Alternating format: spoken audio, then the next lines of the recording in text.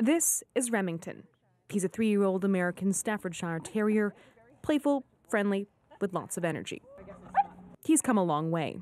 When we went to the foster home, the conditions were disgusting because there was a mattress in the middle of her living room. There's dogs all over the place, the door's wide open. There was pee and poo and dirty newspaper all over the floor. Melissa Loy knew she should have asked more questions, but she fell in love and adopted the dog anyway. Remington was brought to Canada by a group called Big and Small Rescue Society, which says it brings in dogs from high-kill shelters in the U.S. and Mexico. It then adopts them out in BC for a fee of between $400 and $700. But over the past month, 8 people, including a former coordinator, have contacted CBC News to raise concerns about the rescue group.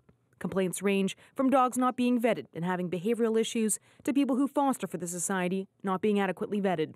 Sophie attacked Aubrey on a number of occasions. Christine Wickner adopted a 4-year-old Chihuahua Heeler mix from Big and Small named Sophie after signing a contract that said she'd had enough time to assess the dog. She was advertised as, quote, the perfect package that gets along with other dogs. Sophie, be nice. But Wickner says the dog attacked her own dog 3 times, the 3rd time seriously. She later took Sophie to the SPCA, which conducted a behavioural assessment. It found it would not have placed the dog in a home with other dogs. Wickner said she had no choice but to leave it there. We were very attached to Sophie. But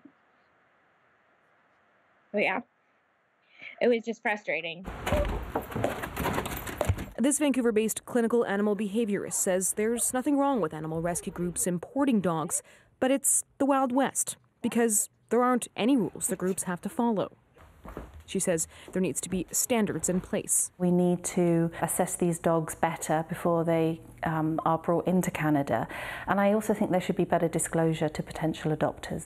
As for Big and Small, it issued this statement, which in part says, Big and Small Rescue, always and without exception, puts the needs of the animals first. And without our support, hundreds of animals a year would likely suffer, perish, or be euthanized.